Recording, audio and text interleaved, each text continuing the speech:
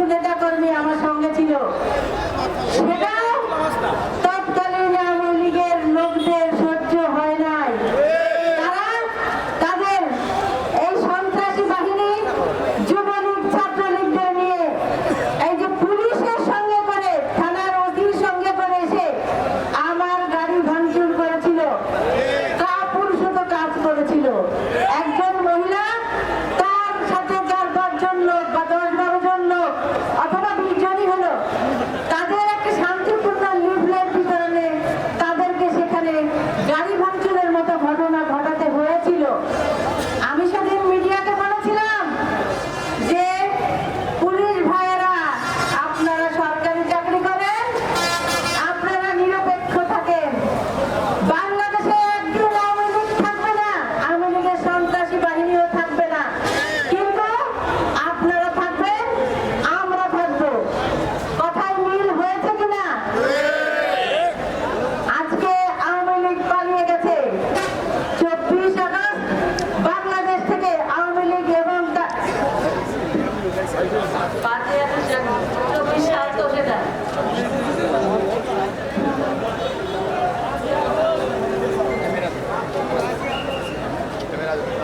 আওয়ামী লীগ এবং তার দোসররা বাংলাদেশ ছেড়ে পালিয়ে গেছে।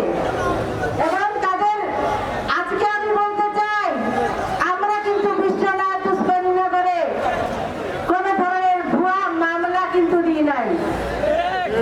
মামলা কি হয়েছে, সেটি হচ্ছে আমার গাড়ি ভাঙচুরের মামলা। যারা জড়িত ছিল, যারা সম্পৃক্ত ছিল তাদের বিরুদ্ধে পুলিশ প্রশাসনকে বলতে চাই, তারা কেন এখনো পর্যন্ত গ্রেফতার হলো না? এই মামলার আসামিরা কোথায় আছে? তাদেরকে ধরে নিয়ে এসে অবিলম্বে গ্রেফতার করবেন। না হলে আপনাদের সম্পর্কেও আমাদের বক্তব্য আছে। সুতরাং এখনই সতর্ক হয়ে যাবেন। আজকে বিশেষভাবে বলতে চাই যে আপনারা দীর্ঘদিন ধরে ফ্যাসিস্টের অধীনে ছিলেন। ফ্যাসিস্ট সরকার আপনাদেরকে কথা বলার স্বাধীনতা কেড়ে নিয়েছিল। গ্রামে গঞ্জে বাজার হাটে গেলে বিএনপির লোকদের সঙ্গে কেউ কথা বলতো না, সামাজিক বিয়ে শাদীর অনুষ্ঠানেও দাওয়াত করতো না। মনে হয়েছিল বাংলাদেশে বিএনপি যেন স্পষ্ট, তাদের সাথে কথা বললে জাত যাবে। সেরকম একটা পরিস্থিতির কারণে মানুষ ভয় পেয়েছে, কারণ আওয়ামী লীগের অত্যাচারে নিষ্পেষিত হতে দেখেছে মানুষকে।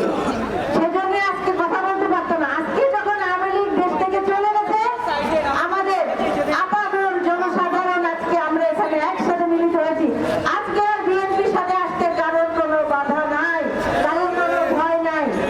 সুতরাং আমরা আওয়ামী লীগ যে কাজ করে দেশ ছেড়ে পালিয়ে যেতে হয়েছে, সেই কাজ আমরা করতে চাই না। আমাদের নেতা কর্মীদেরকে স্পষ্ট বলতে চাই, কারণ কোনো দখলবাজি, কোনো চাঁদাবাজি অথবা কোনো অপকর্মের সাথে লিপ্ত হবে না। যদি সে লিপ্ত হয়, সেই দায়িত্ব তার, ব্যক্তিগতভাবে শুধু তার। দল তাদের কোনো দায়ভার নেবে না এবং তাদের জন্য, তাদের পক্ষে, দলের পক্ষে থেকে কোনো সুপারিশও যাবে না প্রশাসনের কাছে। সুতরাং সাবধান হয়ে যান।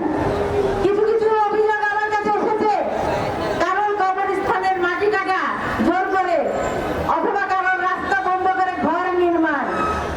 আমি বলতে চাই, যার জায়গা তার দলিল আছে, দলিল অনুযায়ী যার জায়গা সে পাবে। অন্য কেউ যদি জোর করে এই সমস্ত কার্যক্রম করতে চায়, এরপর কিন্তু ভালো হবে না। আমার স্পষ্ট তাদের বিরুদ্ধে অবস্থান থাকবে। আজকে যারা বলছে বিভিন্ন ধরনের অপপ্রচার, যে আমাদের যারা সংখ্যালঘু যাদেরকে বলা হয়, সেই সংখ্যালঘুদের উপর নাকি বিভিন্ন জায়গায় নির্যাতন হচ্ছে,